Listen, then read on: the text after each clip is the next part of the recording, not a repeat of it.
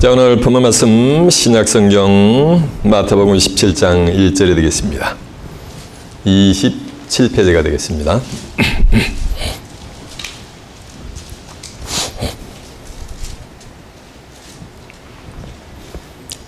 오늘의 본문 말씀 마태복음 17장 1절입니다. 찾으신 줄 알고 제가 봉독합니다. 엿새 후에 예수께서 베드로와 야고보와 그 형제 요한을 데리고 따로 높은 산에 올라가셨더니 저희 앞에서 변형되사 그 얼굴이 해같이 빛나며 옷이 빛과 같이 휘어졌더라. 때 모세와 엘리야가 예수로 더불어 말씀하시는 것이 저희에게 보이거늘 베드로가 예수께 여쭤 가로되 주여 우리가 여기 있는 것이 좋사오니 주께서 만일 원하시면 내가 여기서 초막 셋을 짓되 하나는 주를 위하여 하나는 모세를 위하여 하나는 엘리야를 위하여 하리이다. 말할 때에 호련히 빛난 구름이 저희를 덮으며 구름 속에서 소리가 나서 가로되 이는 내 사랑하는 아들이요 내 기뻐하는 자라. 자니 너희는 저의 말을 들으라 하는지라. 제자들이 듣고 엎드려 심히 두려워하니 예수께서 나와 저희에게 손을 대시며 가라사대 일어나라 두려워 말라 하신대 예수께서 눈을 들고 보매 제자들이 눈을 들고 보매 오직 예수 외에는 아무도 보이지 아니하더라. 아멘. 자, 마태복음 17장 1절에서 8절까지 봉독을 해드렸습니다. 오늘은 본문 말씀을 토대로 변화산의 비밀 이런 제목으로 말씀을 증거해 드리도록 하겠습니다. 마태복음 17장 1절에서 8절의 말씀을 통해서 변화산의 비밀 이런 제목으로 말씀을 증거해 드리도록 하겠습니다.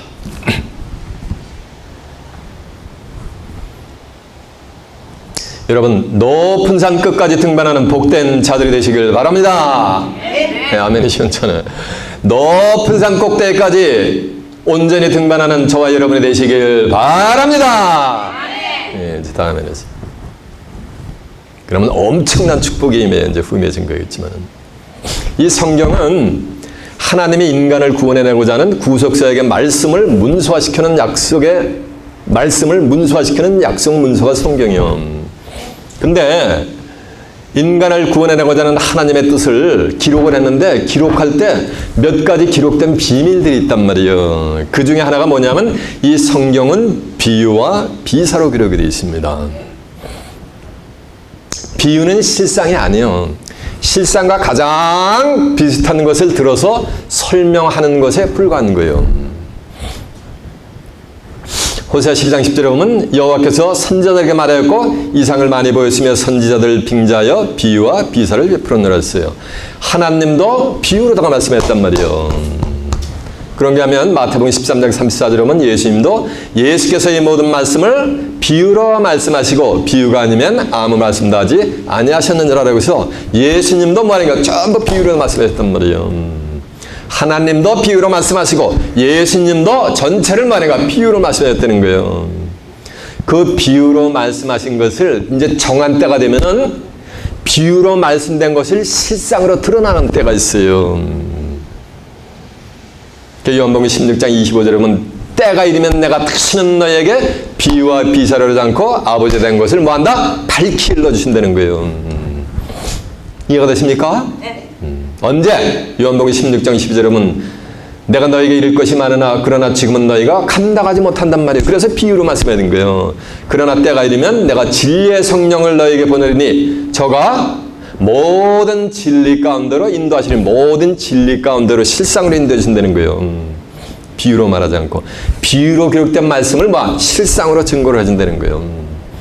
그가 자유로 말하지 않고 오직 듣는 것을 말하시며 장래를 너에게 알리시리라라고 한 줄로 믿습니다. 그러니까 정한 때가 되면은 비유의 말씀을 말해가 실상으로 진리의 성령을 통해서 증거되는 때가 온다는 거예요. 이를테면 성경에 산이 나옵니다. 마운틴이 나옵니다.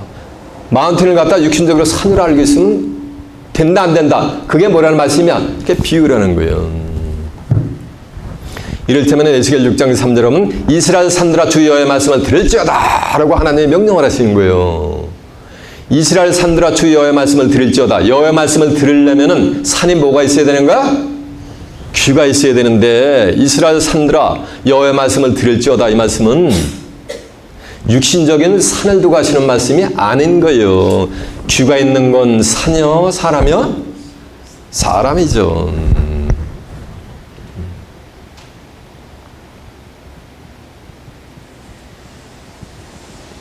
이사야 55장 12절에도 보면은 큰 산과 작은 산이 노래를 바랄 때 나무들이 손뼉을 친대. 큰 산과 작은 산에 뭐 한다는 거야? 예, 노래를 바란다는 거예요. 그럼 뭐 큰 산 에펠레천 마운틴이 야 메인에서부터 저 테네시까지 뻗어 있는 그 에펠레천 마운틴이 큰 산에 노래를 할 때 작은 산 저쪽에 있던 콜로라도 마운틴이 또 이렇게 노래를 할 때 나무들이 기뻐가지고 손뼉을 치나? 예? 노래를 하려면 뭐가 있어야 되네? 산이? 입이 있어야 되지. 입이 있는 산 들어보신 분 손 한번 들어보세요. 저는 드는데 왜? 성경에 나오잖아. 큰 산과 작은 산에 뭐를 한다 그랬어요? 노래를 한다는 뜻. 노래를 하려면 뭐가 있어야 되는가? 입이 있어야 되죠. 이게 비유란 말씀이에요. 산이. 산에는 뭐가 많아요? 나무가 있죠. 나무가. 이사 5장 7절에 보면 하나님이 기뻐하는 나무는 유다 사람이라 그랬어요. 예레미야 5장 14절에 보면 하나님께 범죄한 하나님의 백성들을 갖다 내 입의 말로 불이 되게 하고 이 백성으로 나무가 되게 하려니 라고 했습니다. 예, 그래서 하나님의 불살라 심판할 범죄하는 하나님의 백성들을 뭐로 비유했다? 나무로 다 비유하고 있는 거예요. 교만하기 그지없는 아수르 사람들을 에스겔 31장 3절에 보면 레바논의 백향목으로 또 비유를 했어요. 호세아 10장 1절에도 보면 이스라엘은 열매 맺는 무성은 뭐라 했어요? 포도나무. 예수님도 자기 자신을 나무라 그랬어요. 본인이 직접. 나무는 나무인데 무슨 나무? 요한복음 15장 1절은 맞아요. 나는 참 포도나무라 그랬어요. 그러니까 성경에서 나무는 뭘 상징한다? 네, 사람을 상징하는 거예요. 그러니까 산에 나무가 많죠? 그렇죠? 네. 산에가 나무가. 근데 나무가 사람을 상징하니까 이 산에도 누가 있는 거야? 사람이 있는 거예요. 그래서 이 성경에서 말하는 산은 종교 단체를 비유하고 있습니다. 이해가 되세요? 이제 말일이 되면은 온 세계를 전부 멸망케 하는 산이 등장하래요. 산이 어떻게 온 세계를 멸망케 할 수 있습니까? 문자적인 말이 돼요? 안 돼요? 안 된단 말이에요. 그 비유란 말이에요. 그 비유의 말씀이 때가 되면 뭐 한다는 거? 실상으로 증거가 된다는 거 드러날 때가 있다는 거예요. 예레미야 51장 25절에 보면 온 세계를 멸망케 한 멸망의 산아 내가 너를 대적하노라. 내가 너를 대글대글 굴려서 불탄산이 되게 할 것이니라 라는 말씀이 있어요. 그러면 큰 이제 세상 끝날이 되면은 종교 뭐가 되는 거야? 온 세계를 멸망의 구렁텅이로 인도하는 뭐가 되는 데가 산이 등장하는 거예요. 그 큰 산이 온 세계를 전부 뭐하는 거야? 다 멸망의 구렁텅이로 인도한다는 거예요. 이해가 되세요? 성경에서 말하는 산은 육신적인 마운틴이 아니다. 아니고 뭐라는 말씀이야? 종교만의 단체를 상징한다는 거예요. 스가랴 4장 7절에 보면 큰 산아 내가 무엇이냐? 내가 수르바벨 앞에서 평지가 되리라. 그가 머리를 떠를 내어놓을 때 무리가 외치기를 은총은총이 그에게 있을지어다라고 해서 이제 성경에는 큰 산이 나와요. 그 큰 산은 수르바벨 앞에서 전부 뭐가 되는가? 다 이게 평지 작업이 되게 돼 있어요. 이해가 되세요? 근데 오늘 본문에는 큰 산이 아니고 무슨 산이야? 높은 산이 나온단 말이에요. 옛 시조에 이런 시조가 있어요. 태산이 높다 하되 하늘 아래 못하다 매이로다. 오르고 떠오르면 못 오르리 없건만 해서 이 세상에서 가장 큰 산이 뭐라는 말씀이야? 태산이라는 거예요. 이 세상에서 가장 큰 산이 태산이요? 이 세상에서 가장 큰 산은 에베레트 산이요. 에베레트 산. 그는 8,848m예요. 이 세상에서 가장 높은 산이요. 실상으로 이 세상에는 중국에 있는 태산보다 높은 산이 천지빛깔이요. 수많은 높은 산들이 있단 말이에요. 그런데 뭐라는가? 태산이 가장 뭐 하다는 거 가장 높다라는 거예요. 왜? 그 태산에서 진시 황제를 비롯한 수많은 중국의 황제들이 태산에서 제의를 드렸거든. 그리고 그 태산에서 도를 닦은 수많은 선각자들이 출현했거든요. 그러니까 태산이 가장 뭐냐니까 높다라고 하는 거예요. 그 태산에서 도 닦은 선각자들이나 헤레비들 전부 전체가 다 뭐냐니까 한 입에 흙으로 사라졌어. 무슨 선각자요. 여러분은 태산에서 도를 닦는 것이 아니고 높은 산에서 도를 닦는 도인들이 되시길, 하늘의 도인들이 되시길 바랍니다.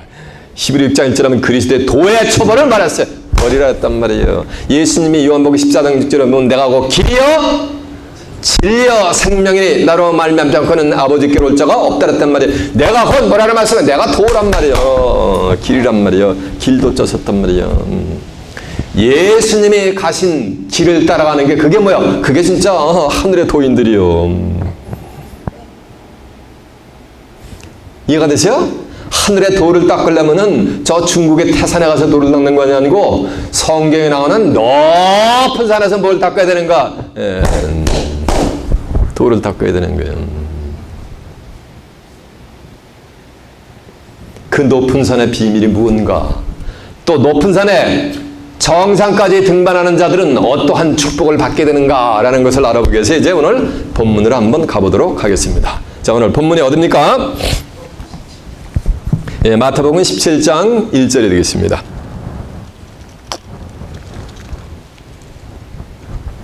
엿새 후에 예수께서 베드로와 야고보와 그 형제 요한을 데리고 따로 높은 산에 올라가셨다니까 베드로와 야고보와 요한 그 수제자들 데리고 따로 고들만 세 사람만 딱 데리고서 뭐한 높은 산으로 예수님이 가신 거예요. 올라가셨더니 저희 앞에서 변형되사 그 얼굴에 해같이 빛나며 옷이 빛과 같이 희어졌더라라고 한 줄로 믿습니다. 육신적으로 이 오늘 본문에 나오는 이 높은 산은 감람산이요. 감람산은 해발 860m 정도밖에 안 돼요. 무슨 너무 높아요. 감람산은 기름산이요. 마운트 오브 올리브라 해가지고 기름산이요. 예? 그 감람산에는 기름산이니까 그 나무들은 전부 뭐가 되는가? 기름나무요. 근데 나무는 누구 상징한다 그랬어요? 사람을 상징한다 그랬잖아요. 그래 감람산에 있는 자들은 전부 뭘 받은 거야? 기름 부음을 받은 자들이요. 기름 부음을 받으면은 이 성경은 목을 통제로 되어 있어요. 요한일서 2장 20절에 보면 너희는 거룩하신 자에게서 기름 부음을 받고 모든 것을 다 아느니라라고 한 줄로 맺습니다. 성경 창세기로부터 계시록까지 모든 하나님의 깊은 비밀을 전부 거룩하신 하나님으로부터 기름 부음을 받은 꿰뚫어보게 될 줄로 맺습니다. 그들이 있는 곳이 어디라는 말씀이야? 높은 산인 거예요. 높은 산은 무슨 산이다? 기름산이라는 얘기예요. 에스겔 40장 1절에 보면은 여호와 하나님께서 에스겔 선지자를 권능으로 쫙 데리고 가시는 거예요. 그래가지고 높은 산에 올라가셔가지고 높은 산에 두셔가지고 하나님이 예비해 두신 한 성읍을 쫙 보여주시는 거예요. 그러면서 그 에스겔 선지자대로 네가 본 것을 이스라엘 족속에게 고하거라 라고 명령하는 장면이 나와요. 이렇게 높은 산에 올라가야지만 세상 끝날에 등장할 하나님이 예비해 두신 귀한 성읍을 보게 되게 될 줄로 맺습니다. 그 높은 산에 올라가지 않은 자들은 그 성읍을 볼 수가 있다 없다? 없는 거예요.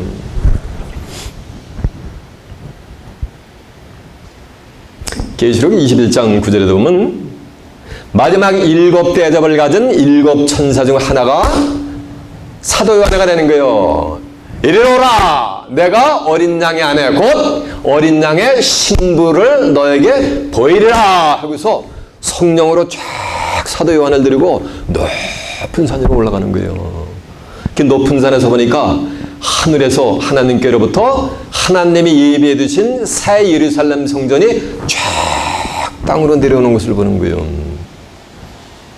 사도 요한이가 어떻게 높은 산에 올라갔다? 성령으로 뭐해서 이끌려서 높은 산에 올라간 거예요. 성령으로 이끌림 받아야만 높은 산을 등반하게 될 줄로 맺습니다. 그런 자들만이 하나님께서 예비해 주신 하늘의 도성이 이 땅으로 내려오는 것을 보게 되게 될 줄로 맺습니다. 그 거룩한 성 예루살렘이 그게 뭐하는가? 그게 새하늘과 새 땅이요. 계시록 21장 1절에 보면 또 내가 새하늘과 새 땅을 보니 처음 하늘과 처음 땅이 없어졌고 바다도 다시 있지 않더라. 또 내가 보면 거룩한 성 새 예루살렘이 하나님께로부터 하늘에서 내려오니 그 예비한 것이 신부가 남편을 위하여 단장한 것 같더라라고 한 줄로 믿습니다. 이게 높은 산에 등반하려면 뭐에 이끌리는 거야? 성령에 이끌림 받은 자들만이 높은 산에 등반하게 되게 될 줄로 믿습니다. 육신에 속한 자들은 그 높은 산을 등반할 수가 있다 없다? 없다라는 거예요. 갈라디아서 4장 8절에 보면 육체를 위해 심는 자는 육체로부터 썩어질 것이고 성령을 위해 심는 자는 성령으로부터 뭘 거두리라? 영생을 거두리라 라고 한 줄로 믿습니다. 그 영생을 얻을 자들이 뭐가 되는가? 높은 산 위로 등반하게 되어 있는 거예요. 오늘 본문 마태복음 17장 5절에 보면 그 높은 산에서 베드로가 하나님의 음성을 들은 거예요. 이는 내 사랑하는 아들이요 내 기뻐하는 자녀라 라는 하나님의 음성을 어디서? 높은 산에서 그 음성을 들었는데 베드로서 1장 17절에 보면 베드로가 높은 산에서 들은 것이 아니고 거룩한 산에서 이는 내 사랑하는 아들이요 나의 기뻐하는 자녀냐, 예수님께서 하나님으로부터 존귀와 영광을 받으셨느니라 라는 음성을 어디서 들었냐 하면은 거룩한 산에서 들었다래요. 그럼 이 높은 산은 무슨 산이라는 거야? 거룩한 산이라는 거지. 거룩한 산은 순수 한국말이고 이걸 한자로 표현하면 뭐가 되는 거야? 맞아요. 거룩한 성 밀산자 가지고 성산이 되는 거예요. 그 거룩한 성산을 등반하는 자들은 해함을 받지 않아요. 그리고 상함을 받지 않아요. 그리고 그들은 물이 바다를 덮음같이 여호와를 아는 지식이 뭐냐니까 충만한 자들이에요. 이사 11장 9절에 보면 나의 거룩한 산 모든 곳에서는 해함도 없겠고 상함도 없으리니 이는 여호와를 아는 지식이 세상에 충만하리라라고 한 줄로 믿습니다. 그러니까 거룩한 산에 등반하는 자들은 여호와를 아는 지식이 뭐라는 얘기야? 충만하는 거 흘러 넘치는 거예요. 거룩한 자에게 기름 부음을 받고 모든 걸 다 안보한다 그랬어요. 다 꿰뚫어보고 한다. 성경을 창세부터 계시록까지 나는 알파 오메가 처음과 나중에 시작과 끝이라 했잖아. 시작과 끝을 쫙 꿰뚫어보는 자들이요. 이해가 되세요? 그 거룩한 높은 산에 올라가는 게 그게 천국 가는 거예요. 천국 가는 것을 갖다가 높은 산에 등반하는 것으로 비유를 한 거예요. 이해가 되십니까? 그게 낙원의 세계에 입성하는 거예요. 이사 65장 17절에 보면 또 내가 새하늘과 새 땅을 보니 처음 하늘과 또 내가 새하늘과 새 땅을 보니 이전 것은 기억나거나 마음에 생각나지 아니할 것이니라. 너희는 나의 창조하는 것을 인해서 영원히 많은 것 기뻐할지니라. 영원히 기뻐하는 것이니까 뭐가 되는 것? 이 낙원의 세계지. 너는 내가 새하늘과 새 땅을 창조하니 이전 것은 기억나거나 마음에 생각나지 않는 거예요. 그러면서 너희는 나의 창조하는 것에 대해서 영원히 기뻐하면서 기뻐하는 세계가 쫙 펼쳐지는데 그 낙원의 세계를 설명하면서 마지막에 25장에 보면 나의 성산에서는 해함도 없겠고 상함도 없으리라. 여호와의 말이 니라라고 한 줄로 믿습니다. 이해가 되세요? 그 새하늘과 새 땅이 하나님의 뭐라는 말씀이요? 성산인 거예요. 이 성산에는 무슨 나무만 있다? 기름받은 나무들만 있는 거예요. 누구로부터? 거룩하신 누구로부터? 하나님으로부터. 시편 2편 6절에 보면은 내가 나의 왕을 거룩한 산 곧 시온산에 세웠다 하리로라 라고 한 줄로 믿습니다. 잘 들어보세요. 내가 하나님이 나의 왕을 거룩한 산 곧 시온에 세웠다 하리로다 라고 한 줄로 믿습니다. 그러면 거룩한 산은 뭐가 되어버리는 거야? 시온이 되어버리는 거지. 이 나의 왕이 누구냐면은 시편 2편 2절에 보면 여호와 하나님으로부터 뭐냐면 기름 부음을 받은 거예요. 이 기름 부음 받은 자를 갖다가 온 민족과 여론과 군왕들이 전부 기름 받은 자를 대적을 해요. 그러니까 하나님이 하도 어이가 없으니까 하늘에 계신 자가 웃으심이요 라고 한 거예요. 이해가 되세요? 기름 부음을 받은 자예요. 이사 59장 20절에 보면 구속자가 시온에 임해서 구속자가 시온에 임하는데 야곱 중에 제과를 떠난 뭐가 되는가? 자에게 임하는 거예요. 이 자가 바로 기름 받은 하나님이 세우는 하나님의 왕이 되게 될 줄로 믿습니다. 그러니까 시온에 시편 132장 2편 13절에 보면 하나님이 시온을 택하고 하나님이 영원히 고할 거처로 삼는 거예요. 시온에 하나님의 집이 건설되는 거예요. 그럼 하나님의 집이 건설되면 하나님이 그 시온으로 임하는 거예요. 그러면서 성경은 대단한 막을 내리는 거예요. 스가랴 8장 3절에 보면 나 여호와가 시온에 돌아왔은 즉, 그러니까 정한 때가 되면 여호와 하나님께서 시온으로 임하게 될 줄 믿습니다. 시온으로 임하는데 야곱 중에 제일가를 떠난 바가 아니라 자에게 임하는 거예요. 예루살렘 가운데 거하시리니 예루살렘은 진리의 성읍이라 일컫겠고 만군의 여호와 사는 성산이라 일컫게 되리라라고 한 줄로 믿습니다. 예루살렘은 진리의 성읍이요. 시온이고 진리의 성읍이요. 진리는 요한복음 17장 17절에 보면 아버지의 저희를 진리로 거룩하게 앞서서 아버지의 말씀은 진리니이다 했잖아요. 그래서 하나님의 말씀으로 뭐가 되는가? 성읍을 이룬 것이요. 그것을 여호와 하나님께서 권능으로 에스겔 선지자를 갖다가 인도해가지고서 비전으로 뭐 하는가? 미리 뭐 하는가? 보여준 거예요. 그것을 이스라엘 백성에게 뭐하라? 고하라 라고 기록을 하는 거예요. 그는 에스겔 선지자 때 이루어질 내용이 아니고 세상 뭐가 되는가? 끝날에 등장할 거예요. 이해가 되죠? 자, 증거 내용을 한두 구절 확인해 볼까요? 네, 자, 에스겔서 40장 한번 가보세요. 먼저 에스겔 40장 1절입니다. 1214페이지가 되겠네요.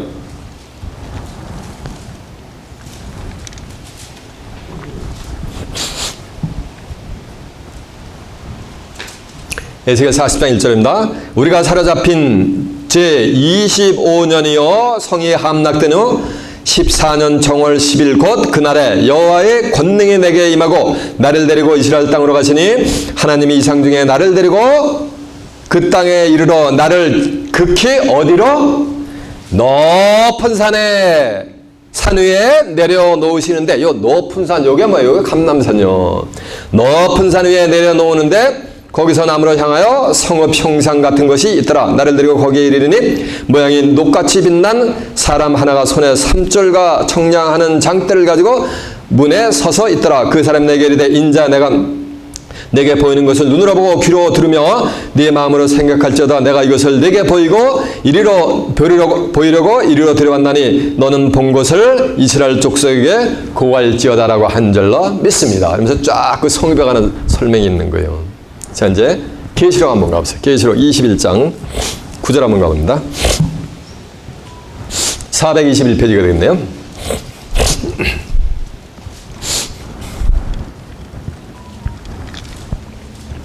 증거한 내용대로 확인시켜 드리는 거예요. 7 대접을 가지고 마지막 7 재앙을 담은 7 천사 중 하나가 나와서 내게 말해 가로되 이리 오라. 내가 신부 곧 어린 양의 하늘을 내게 보이리라고 성령으로 나를 데리고 크고 높은 산으로 올라가니. 그러니까 이 높은 산은 뭐로 올라가는 거야? 성령은 뭐야? 요한일서 5장 7절에 보면 증거하시는 이는 성령이시니 성령은 곧 진리니이다라고 한 줄로 믿습니다. 진리는 말씀이니까 말씀을 가지고 올라가는 거예요. 등반하는 거예요. 성령으로 나를 데리고 그 높은 산으로 올라가 하나님께로부터 하늘에서 내려오는 거룩한 성 예루살렘을 보이죠? 하나님께로부터 하늘에서 내려오는 거룩한 성 예루살렘을 보이는데 그 예루살렘 성이 전부 보석성으로 쫙 이제 언급이 돼요. 그 흠에 보면은. 근데 이 하늘에서 내려오는 거룩한 성이 뭐냐면 그 위에 있어요. 계시록 21장 1절 한번 가봅니다.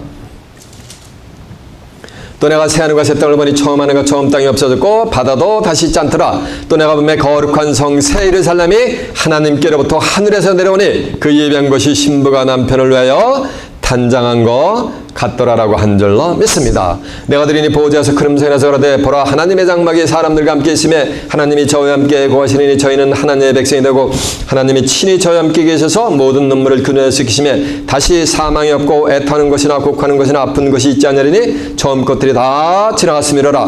보호자에 앉으시니가 가라사대 보라 내가 만물을 새롭게 하느라 하시고 또 가라사대 이 말은 신실하고 참되니 기록하라 하시고 또 내게 말씀하시되 이루었도다. 나는 알파와 오메가요 처음과 나중이라. 내가 생명수 생물로 목마른 자에게 값없이 주리니 이기는 자는 이것들을 유업으로 얻으리니 나는 저의 하나님이 되고 그는 내 뭐가 되리라? 종들이 아니여 아들이 되리라라고 한 줄로 믿습니다. 하나님의 아들들만 이 높은 산에 등반하게 돼 있다는 얘기예요.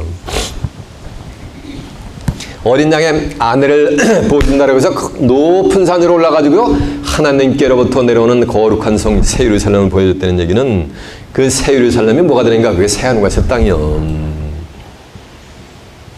이해가 되십니까? 사도 요한도 이렇게 본 거예요. 보여주는 거예요. 이해가 되시죠? 그런데 이 높은 산이 뭐라는 얘기야? 자, 오늘 본문 한번 가세요. 본문 마태복음 17장 5절 한번 갑니다. 말할 때에 1절 보면 엿새 위에 예수께서 베드로와 야고보와 그 요한을 데리고 따로 높은 산에 올라갔죠? 그러면서 5절 한번 보세요. 말할 때에 호련히 빛난 구름이 저를 덮이며 구름 속에서 소리가 나서 가로되 이는 내 사랑하는 아들이여 기뻐하는 자니라 너희는 그의 말을 들을지어다라고 했죠? 이 음성을 어디서 들었어요? 높은 산에서 들었죠? 근데 이제 베드로서 한번 가보세요. 베드로서 1장 17절 한번 가보세요.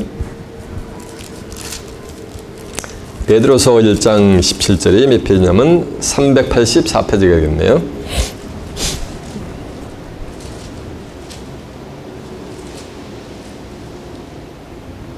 지극히 큰 영광중에서 이러한 소리가 그에게 나기를 이는 내 사랑하는 아들이여 내 기뻐하는 자라 하실 때 저가 하나님 아버지께 존귀와 영광을 받으셨느니라. 이 소리는 우리가 저와 함께 거룩한 산에 있을 때 하늘로서 나음을 들은 것이니라.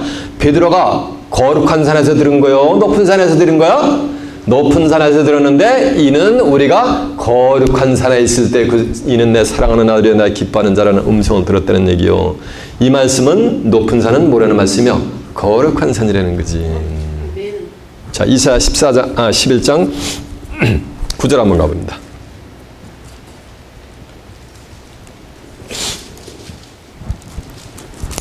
이사야 11장 9절이 몇 페이지냐면 979페이지가 되겠네요.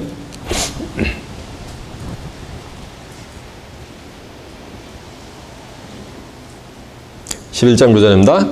나의 거룩한 산을 순수 한국말이고 한자리 표현은 여기 성산이죠. 예. 나의 거룩한 산 모든 곳에서는 해암도 없겠고 상암도 없을 것이니 이는 물이 바다를 덮은 같이 여호와라는 지식이 세상에 뭐하리라? 예, 충만하리라라고 한 줄로 믿습니다. 그래서 이제 이사야 65장 17절 한번 가보세요. 1046페이지요. 보라 내가 새하늘과 새 땅을 창조하나니 이전 것은 기억나거나 마음에 생각나지 아니할 것이라. 너희는 내 창조하는 것을 인하여 영원히 기뻐하고 즐거울지니라. 보라 내가 예루살렘으로 즐거움을 창조하며 그 백성으로 기쁨을 삼고 내가 예루살렘을 즐거워하며 나의 백성을 기뻐하리니 하면서 쭉 새하늘과 새 땅에 관한 말씀이 언급이 되면서 25절 그 후미에 한번 가보세요. 이리와 어린 양이 함께 먹을 것이며 사자가 소처럼 짚을 먹을 것이며 뱀은 흙으로 식물을 삶을 것이니 이곳에서는 낙원의 세계에서는 전부 프레데터들도 뭐가 되는가? 다 채식으로 바뀌는 거예요. 그러면서 나의 성산에서는 성산을 한국말로 표현하면 뭐가 되는가? 거룩한 산이지. 내 성산에서는 해함도 없겠고 상함도 없으리니 여호와의 말이니라라고 한 줄로 믿습니다. 그러니까 높은 산이 성산, 거룩한 산이고 이 거룩한 산이 뭐냐면 시온인 거예요. 시온산이 되는 거예요. 자, 이제 시편 2편 6절 한번 가보세요. 시편 2편 한번 봅니다. 1절부터 803페이지가 되겠네요.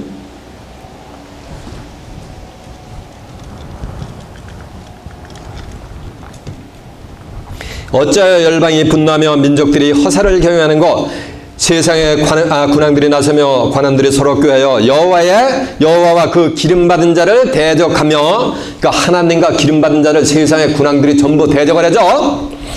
우리가 그 맨것을 끊고 그 결박을 벗어버리지 않은도다. 하늘에 계신 자가 웃으시며 주께서 저희를 비웃으시로다. 그때 분을 받아야 진노하서 저희를 놀라야 이르기를 내가 나의 왕을 내 거룩한 산 어디에 세웠다? 시온에 세웠다 하리로다라고 한절 믿습니다. 그러니까 거룩한 산은 뭐가 되는 거야? 시온이 되는 거지. 시온에 하나님의 집이 건설된다 그랬죠? 네. 이사 59장 20절 한번 가보세요.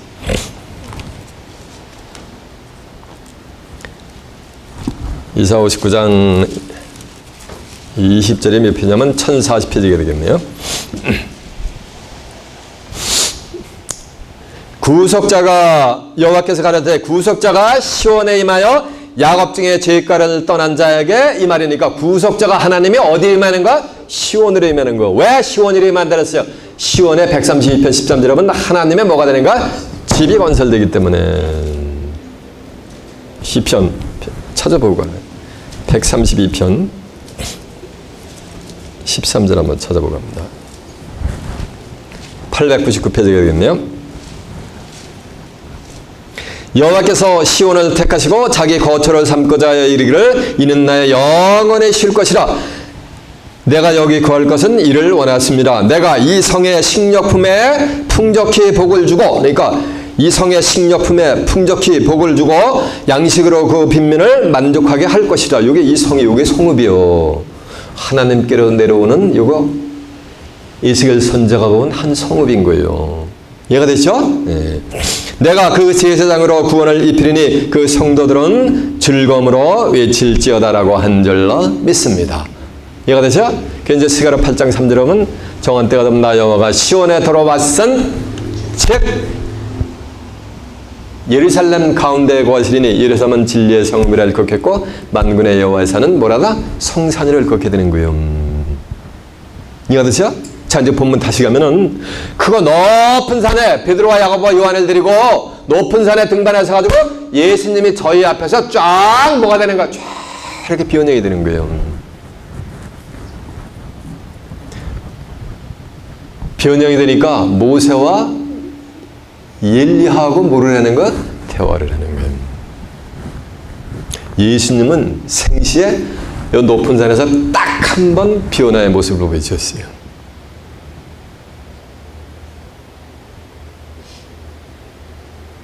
이해가 되세요? 높은 산에 등반하여야만 무슨 축복을 받게 된다는 거? 변화의 축복을 받게 된다는 거예요.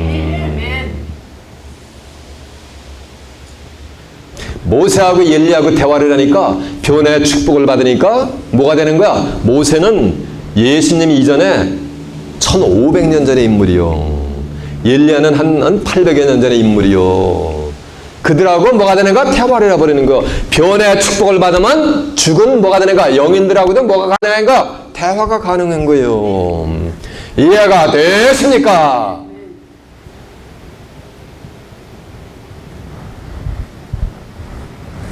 이 예수님이 크고 높은 산에서 이 높은 산에서 비오나가 된 것은 예수를 정말 믿는 하나님의 세상에 이처럼 사랑하사 독생자를 주셨으니 이는 저를 믿는 자마다 아무도 멸망치 않고 영생을 얻을 자들을 위해서 뭐냐면 비오나의 모습을 뭐가 되는 거야? 미리 뭐 하는가 보여주신 거예요. 여기서 이런 몸이 아니고 무슨 몸이 존재한다. 앞으로 변화의 몸을 받을 자들이 출현할 거다라는 것을 뭐 하는가? 예수님이 미리 보여주신 줄로 믿습니다. 그 성경은 오늘 본문에 있는 것 같이 예수님이 비오나가 되니까 얼굴이 뭐가 되는가? 해같이 빛나버려요. 그리고 옷이 빛과 같이 휘어져 버리는 거예요.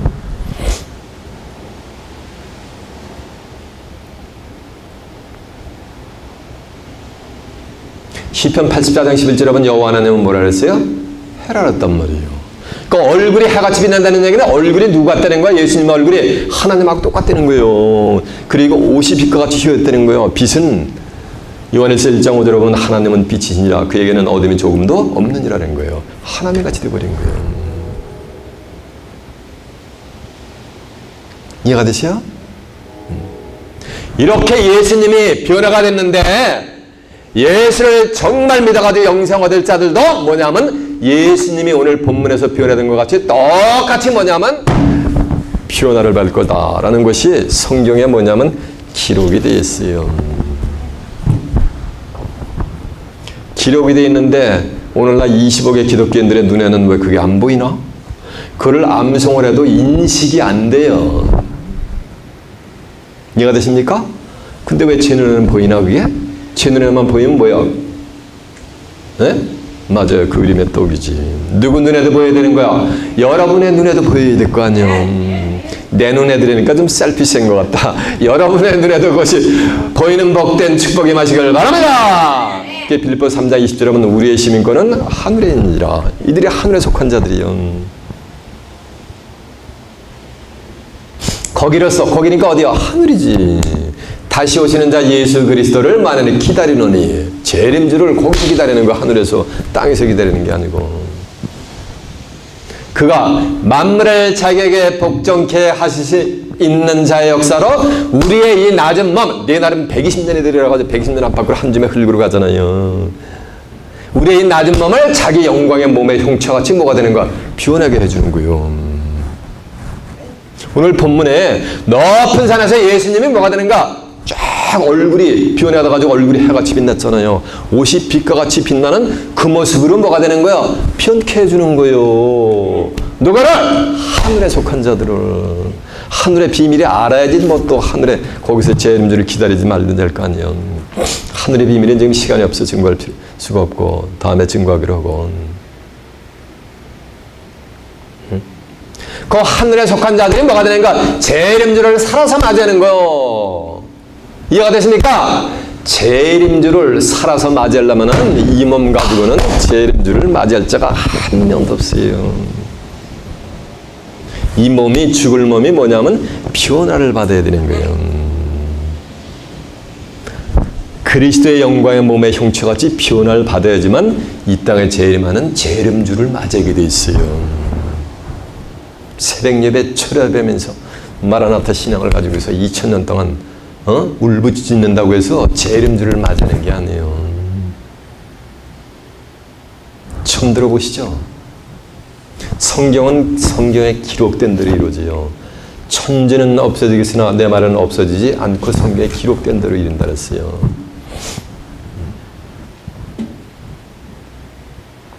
고린도후서 3장 17절에 보면 주는 영이시니 예수님은 영으로 임재하고 계시단 말이에요. 지금 주의 영이 계신 곳에서는 차이하느니라. 주의 영을 받은 자들을 주의 영이 뭐 영이 말씀이잖아. 내가 너에게 이런 말이 영이요 뭐라 그랬어요? 생명이라 그랬잖아. 요한복음 63절에 보면 살리는 것은 영은 육인의 영은 무익하니라. 살리는 것은 영인의 육은 무익하니라. 내가 너에게 이런 말이 영이요 생명이라 그랬잖아요.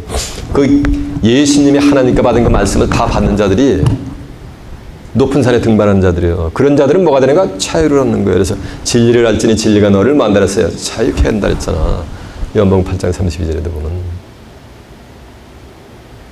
주는 영이시니 주의 영이 계신 곳에는 자유함, 이렇게 자유함을 얻는 자들이란 말이에요. 이제는 우리가 수건을 벗은 얼굴로 거울을 보는 것 같이 주의 영광을 보며 저와 같은 형상으로 쫙 그리스도의 영광의 몸의 형체를 표현하는 거예요. 영광으로 우리를 표현하는데 그 이유가 뭐니까 이는 주의 영으로 말미암느니라라고 한 줄로 믿습니다. 주의 뭐로 말미암는가? 영으로. 영이 뭐야? 말씀이란 말이야.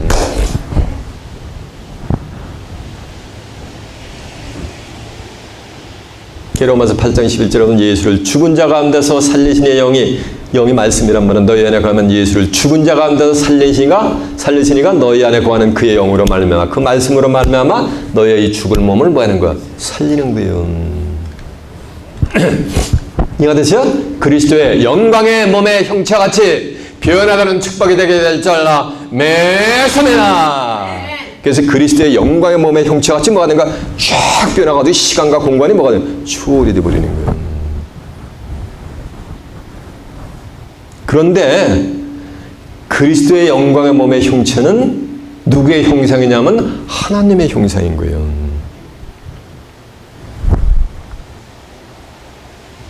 고린도후서 4장 4절에 보면 이 세상 신이 믿지 않은 자들의 마음을 혼미케 해서 그리스도의 영광의 복음의 광채를 가렸으니 그리스도는 곧 하나님의 형상이니라라고 한 줄로 믿습니다. 그리스도는 하나님의 형상이 되게 될 줄로 믿습니다. 고린도서 1장 15절에도 보면 그는 근본 보이지 않으시는 하나님의 뭐가 되는가? 형상이요. 그러면 그리스도의 영광의 몸의 형체같이 변화된다는 얘기는 누구의 형체같이 변하는 거야? 그리스도가 하나님의 형상이니까 누구 형상같이? 하나님의 형상같이 변하는 거지. 하나님의 자녀는 누구 닮아야 되는가? 하나님 닮아야지.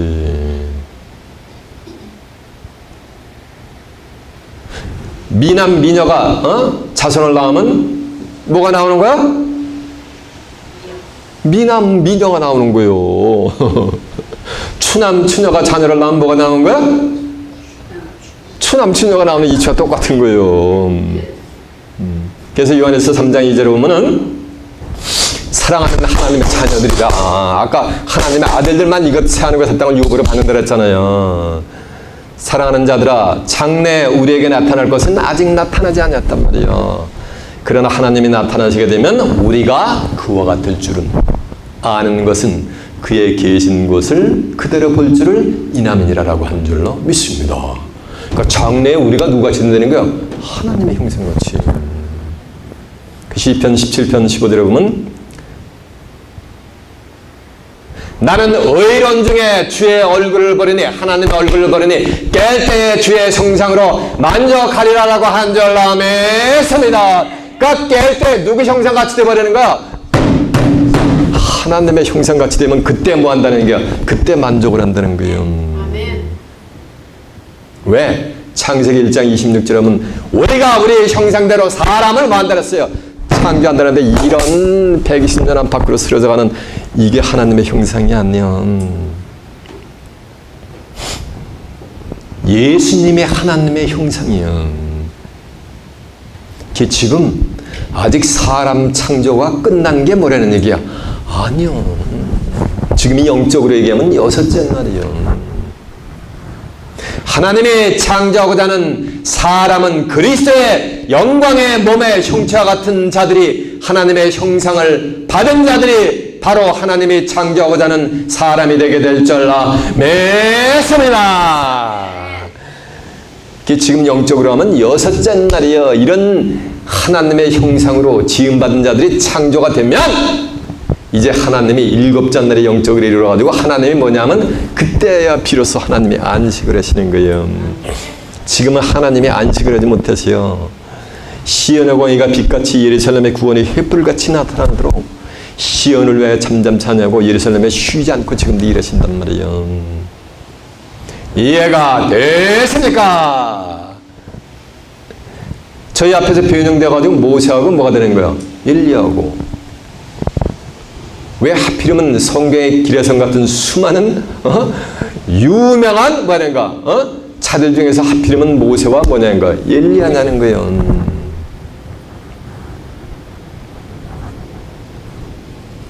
모세는 출애굽기 34장 19절에 보면은 하늘의 사명을 이스라엘 백성들을 출애굽을 시켜놓고서 나이가 120세, 기력이 안광이 흐리지 않고 기력이 청년했다고 같은데 너는 여기서 뭐라는가? 죽으라고 가지고서 죽어가지고 쫙 여호와 하나님께서 모세를 갖다 적각거리는 가나안 땅을 보여주고서 너는 여기서 죽으라고 가지고 죽어버리는 거예요. 그래가지고 빗불 맞은편에다가 장사를 했는데 그 시체가 온데간데 없어져 버린 거예요.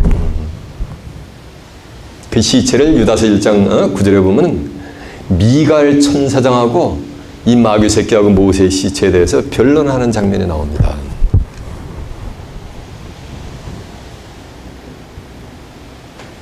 모세의 시체는 썩었어요? 안 썩었어요? 썩질 않았단 말이에요.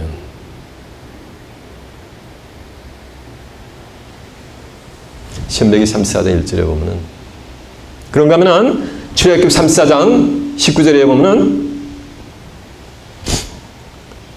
모세가 출애굽기 34장 29절에 보면 모세가 신의 산으로부터 십계명을 받고 내려오는데 얼굴이 뭐가 되냐면 광채가 나버리는 거예요. 그러니까 이스라엘 백성들이 두려워가지고 뭐냐면 모세의 얼굴을 쳐다볼 수가 있었다. 쳐다도 못 보는 거예요.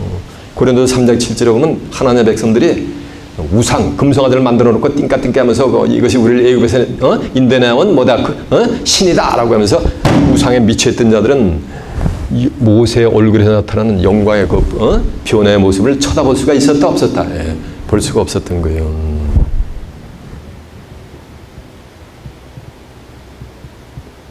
근데 신명기 34장 1절에 보면은 모세가 죽었는데 그 시체가 뭐 썩음을 당했다 안 당했다? 안 당하는 거예요. 이와 같이 시편 16편 10절에 보면은 여호와의 내 영혼을 음부에 버리지 않으시며 주의 거룩한 자로 썩음을 당치 않게 할 것을 이미 예언이 되어 있단 말이에요. 이와 같이 왜 모세가 나타났냐면 주님 십자가 맘 푹 놓고 자신 있게 지십시오. 내가 죽었으나 내 시체가 뭐 하는가? 썩음을 당치 않았지 않습니까? 또 내가 얼굴이 광채와 같이 빛나는 변화의 모습을 보여주지 않았습니까? 십자가를 지시는 주님도 신령한 몸으로 신령체로 부활을 하실 거니까 마음 푹 놓으시고 염려 말고 뭐? 십자가를 지십시오 라는 대화를 했단 말이에요. 누가복음 9장 31절에 보면은 모세와 엘리야가 오늘 본문에 보면 예수님하고 대화를 하는데 예수님의 별세할 것에 대해서 대화를 했다는 장면이 나와요. 이해가 되세요? 이 얘기는 예수님의 뭐인가 십자가를 지시고 인류의 뭐가 되는가 구속자하고 이룰 것에 대해서 모세하고 엘리야하고 대화를 했다는 얘기예요. 육체 썩지 않습니다. 부활하십니다. 예, 영원히 뭐가 되는가 신령한 몸으로 부활하십니다. 그러니까 마음 놓고 말해가 십자가를 지십시오라는 거예요. 그런 게 하면 또 엘리야가 등장했어요. 엘리야는 하늘의 사명을 다하고 아방 때에 왕하 2장 11절에 보면 불말과 불세로가 두 사람을 격하고 엘리야가 회오리 바람을 타고 하늘로 쫙 승천을 해버려요. 이해가 되세요? 유일하게 구약에서 승천한 자가 엘리야밖에 없어요. 근데 구약 성경이 어떻게 끝나냐면 말라기 4장 5절에 보면 여호와의 크고 두려운 날에 이르기 전에 내가 선지 엘리야 하늘로 승천한 엘리야를 다시 너에게 보내리니 그가 아비의 마음을 자녀들에게로 자녀들의 마음을 아비에게로 돌이키는 역사가 있단 말이에요. 그러면 하늘로 승천한 엘리야가 여호와의 크고 두려운 날에 이르기 전에 다시 온다는 것은 하늘로 승천한 엘리야가 모았다는 얘기야. 재림을 하게 된다는 거야. 재림을 하게. 근데 엘리야가 재림했어요. 2000년 전에 하늘로 승천했던. 마태복음 13장 11장 13절에 보면 모든 선지자와 율법에 예언한 것이 세례 요한까지니 오리라 한 선지자가 누구다? 이 사람이란 말이야. 이 사람. 하늘로 승천한 그 엘리야가 누구로? 세례 요한으로 재림을 했다는 거예요. 이와 같이 십자가를 지시면 주님도 하늘로 뭐 할 것입니다. 승천하실 것입니다. 히브리 10장 12절은 그리스도는 죄를 위해 한 영원한 제사를 드리시고 하나님 보호자 우편으로 쫙 승천하셨잖아요. 요한복음 3장 13절에는 하늘에서 내려온 자 인자 외에는 하늘에 올라간 자가 없느니라서 예수님은 구속사역을 이루시고 하나님 보호자 우편으로 쫙 승천하신 자라 매섭니다. 그리고서 엘리야가 구약했던 엘리야가 재림인 것 같이 주님 정한 때가 되면 뭐 할 것인가? 재림을 하실 거니까 염려하지 마시고 마음 푹 놓으시고 인류의 구속사역을 십자가를 지십시오 라는 뭐를 했다는 거야? 대화를 했다는 거예요. 이해가 되시죠? 자, 이제 본문 한번 가봅니다. 본문 마태복음 17장 1절 다시 갑니다. 열사 후에 예수께서 베드로와 야고보와 그 형제 요한을 데리고 따로 높은 산에 올라가셨더니 저희 앞에서 변형돼서 얼굴에 해가 빛나며 옷이 빛과 같이 휘어졌더라. 때에 모세와 엘리야가 예수로 더불어 말씀하는 것이 저희에게 보이거늘 베드로가 예수께 여쭤오되 가로되 주여 우리가 여기 있는 것이 좋겠사오니 주께서 만일 원하시면 내가 여기서 초막 셋을 짓되 하나는 주를 위하여 하나는 모세를 위하여 하나는 엘리야를 위하여 하리이다. 자 보세요. 너무너무 좋으니까 베드로가 주여 내려가 높은 산에서 내려가지 말고 우리 여기 있는 게 좋을 것 같아요. 그러면 제가 하나는 초막을 쟀는데 하나는 주를 위해 하나는 엘리야를 위해 하나는 모세를 위해 짓겠습니다. 그러니까 거기 거하십시오. 그러면 안 되겠습니까? 이러는 거예요. 얼마나 그 셀피시해. 지들만 거기 있길 원해.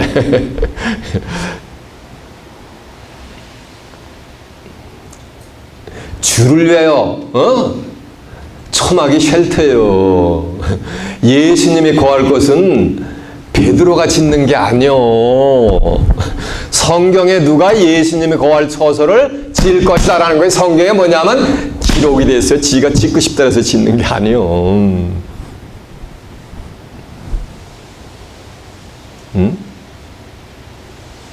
다윗 왕의 수건 사업이 뭐냐면 여호와의 전을 건축하는 거예요. 수건 사업, 평생의 수건 사업이.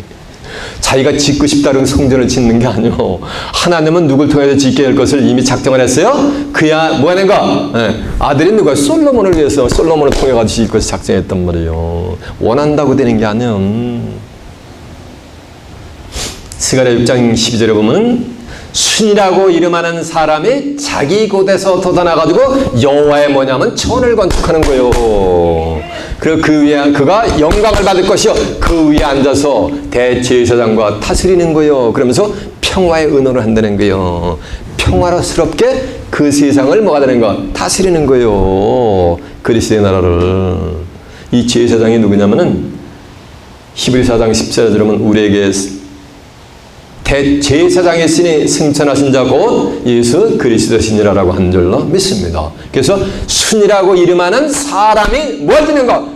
그 사람이 짓는 거요. 베드로가 짓는 게 아니요. 자기가 짓고 싶다 해서 짓는 게 아니요. 하늘은 나의 보좌, 땅은 나의 발등상이니 너희가 나를 위해서 무슨 집을 짓겠으며 나의 안식할 처소가 어디 있느냐 했잖아요. 사도행전 7장 49절에 보면 그 하나님이 예수님이 영원히 안식할 처소는 순이라고 이름하는 사람이 짓게 될 줄 알라 믿습니다. 이해가 되시죠? 자, 이제 다시 본문 갑니다. 5절 말할 때 호련히 빛난 구름이 저희를 덮으며 구름 속에서 소리가 나서 가로되 이는 내 사랑하는 아들이여 내 기뻐하는 자라 자니 너희는 저의 말을 들을지어다 하니라. 그래서 말할 때 호련히 빛난 구름이 저희를 덮으니까 저희도 뭐가 되는가? 구름 속으로 들어가. 빛난 구름이 저희를 덮으니까 그들도 구름 속으로 들어간 거지. 빛난 구름이 덮었는데 구름 속으로 들어가니까 그들도 뭐가 덮은 거야? 빛이 덮어버린 거지. 베드로와 야고보 요한도. 이해가 되세요? 이해가 되십니까? 베드로와 야고보 요한이 이건 껍데기요. 요한복음 15장 7절에 보면은 세상 끝날에 진짜 예수님의 제자가 나온단 말이에요. 너희가 내 안에 거하고 내 말이 너희 안에 거하면 무엇이든지 원하는 대로 구하라. 그러면 내 제자가 되리라. 너희가 내 안에서 과실을 많이 맺으면 내 아버지께서 영광을 받으실 것이요 너희가 내 제자가 된다는 거예요. 그리스도 안에 말이 거하는 자는 로마 8장 1절하면 정죄함이 없어요. 새 언약의 법이 거여가지고 전부 의인으로 나타난단 말이에요. 이해가 되시죠? 그렇게 빛난 구름이 덮어가지고 빛난 구름 속으로 들어가야 하나님의 음성이 들려지는 거예요. 그렇지 않으면 하나님의 음성을 들을 수가 없어요. 이는 내 사랑하는 아들이요 나의 기뻐하는 자녀라는 음성을 듣게 된 줄 알라 믿습니다. 그러니까 제자들이 듣고 심히 두려워하니 하나님의 음성을 듣고서 두려움에 떠는 거예요. 그러니까 예수께서 나와 저희에게 손을 대시며 가라사대 일어나라 두려워 말라 하신다. 그러니까 예수님 오셔가지고 촥 손을 대면서 야 두려워하지 말라 내니라 라고 하는 거예요. 그러니까 예수님이 호련 표현을 받았다가 이제 원래 모습으로 쫙 돌아오신 거예요. 그래서 야 뭐 이렇게 두려워하냐 이놈들아. 내니 두려워하지 말라라고 하는 거예요. 모세와 엘리야는 순식간에 사라져버린 거예요. 제자들이 눈을 들어보며 오직 예수 외에는 아무도 보이지 아니하더라라고 한절라 믿습니다. 예수님만 보인 거 이제 원래 상태로 돌아온 거야. 그래서 예수님이 어디서 변을 받았어요? 그거 높은 만해가 산에서 베드로와 야고보 요한도 높은 산에 등반해가지고 변의 모습을 봤잖아요. 그 높은 산이 거룩한 산이고 성산이고 그것이 뭐야? 그것이 시온산인 거예요.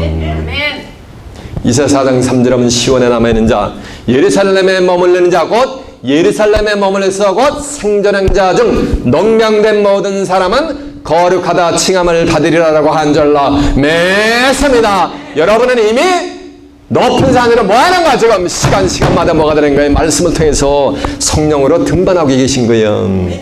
꼭대기 등반해서 정한 때가 되면은 그리스도의 영광의 몸의 형체같이 뭐가 되는 거야? 비워나오는데 비워나오는 때가 있어요. 계시록 10장 7절에 보면 마지막 일곱째 천사가 나팔을 불 때 하나님의 비밀이 그종 선지자들에게 전하신 복음과 같이 뭐가 되는 거예요? 이루는 거예요. 그래서 고린도전서 15장 51절에 보면 내가 너에게 이 비밀을 말하는데 우리가 다 잠잘 것이 아니라 마지막 나팔에 순식간에 호련이 다 피어나리니 나팔 소리가 나며 죽은 자들이 썩지 않을 것을 다시 살고 우리는 피어나는 거예요. 이 썩을 것이 썩지 않음을 입겠고 이 죽을 것이 죽지 않음을 입으리로다.